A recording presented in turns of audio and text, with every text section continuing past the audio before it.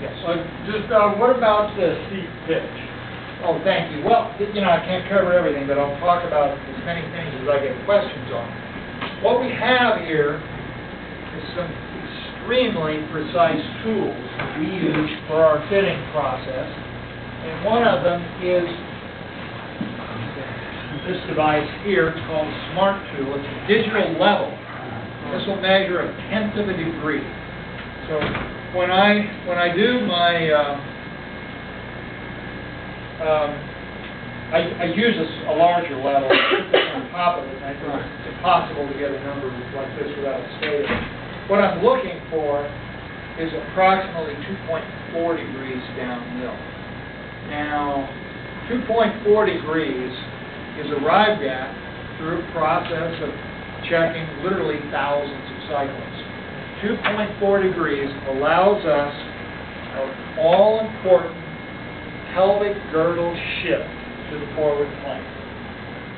So that is very, very important. If you're sitting with your saddle uphill, or even flat, a modern saddle at least, like this is what you end up with. And I've seen several of you like this. So what do we want? We shift the pelvic girdle forward, and that throws the whole body forward, see? So this is basically what I want. Now, I don't have I have more of a rounded back. Mine isn't nearly as flat as yours, but nevertheless, I've worked hard on flexibility so that I can maintain that position. So the point is that if you get that saddle adjusted and a slightly downward tilt, you're going to have your pelvic girdle shifted forward. That's going to flatten the back naturally, going to bend the elbows naturally, and it's also going to activate the core automatically, which triggers the parasympathetic nervous system, which puts you in a relaxed, power, go fast, reduce heart rate mode.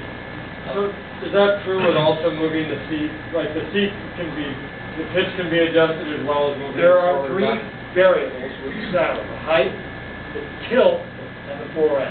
Right. We look at all three of them. We vary the fore-aft depending on the plumb.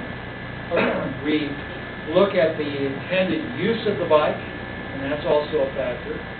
So there is a lot that goes into adjusting that saddle. Just an aside, John, the pelvic organs were designed to rest against the pubic bone. When you bring the pelvic tilt into a neutral position, you're using the pelvic floor to support the organ. Okay. And you're going to increase first of all, you can create punch, especially and prolapsed organs, but more importantly, you're causing the body to have to use a tremendous amount of force to support the internal structures. So you need that forward tilt in order for your internal system, the intestine, the bladder, in women, the uterus, the rectum, all of that can create long-term serious problems unless you have a neutral tilt. It's one of the problems with Pilates is they neutralize the tilt and it helps you. Interesting. Did you all hear that? No. Importance of having a neutral pelvic tilt. That's how the system works at optimal levels. I have every reason to believe that bringing that pelvic tilt down slightly is one of the reasons we're able to get, and I don't know how many of you saw those figures that were circulating there, but a 15% improvement in wattage with a heart rate that might have gone up 1 beat, or in some cases drops 4 or 5 beats. That's our ultimate objective, is to reduce heart rate, increase power. And I think the combination of the pelvic tilt, the flat back, the obvious emphasis on the relaxed parasympathetic nervous system is a big part of it. I really believe that. And we've seen many, many fits. And we average about 12 to 13% improvement in wattage, oftentimes with reduced heart rate. So somebody wants to get permission. Yeah, I've got to come up with it. Of course, Graham and I work together now, so you can reach me through him. If you are on the West Coast and somebody's on the East Coast, how does that work? Come to California for another vacation. Southwest Airlines. Send an email. And bring our money. It would be worth your while to come back to California and let me work individually with you, do a position analysis, 2.5 hours of work, to get the data, which would in turn tell us where your biomechanical idiosyncrasies are in terms of range of motion, flexibility, and finally strength training. So the way I do that is I have a program called Body Balancing, which addresses those issues in terms of flexibility. That's approximately an hour and a half, and then a second hour and a half, which is strength training.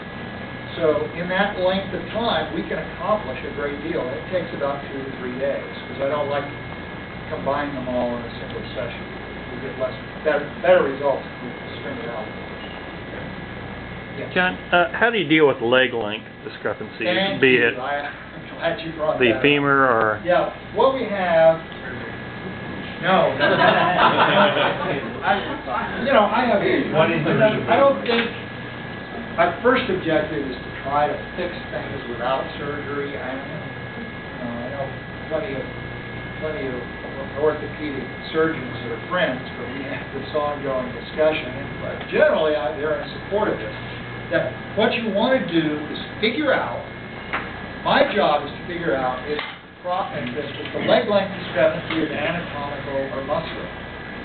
I have to determine that. And since I generally don't have lower extremity x-rays to work from, what I'm going to do is I'm going to use some very precise tools, like the goniometer, to measure those increments we already defined, and from that, I'll be able to see if there's a leg length discrepancy.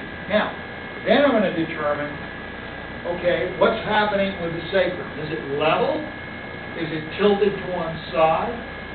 Do we have a pelvic inversion going on here? What's going on?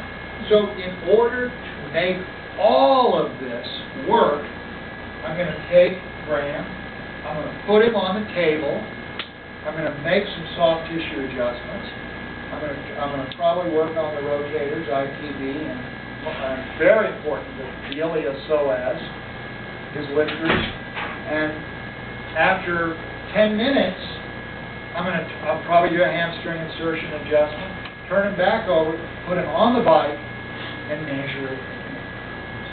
And 9 times out of 10, it vanishes. It goes away. So what most fitters would do is they would shim something, which simply exacerbates a problem that already exists. Because you're extending instead of leveling. You're making it worse. So in all cases, there's a point where if you really want to be precise about the fit, you have to consider this as something more than what you're going to get from a bike shop. Because how much knowledge they have of science of biomechanics and physiology, I don't know. I don't know.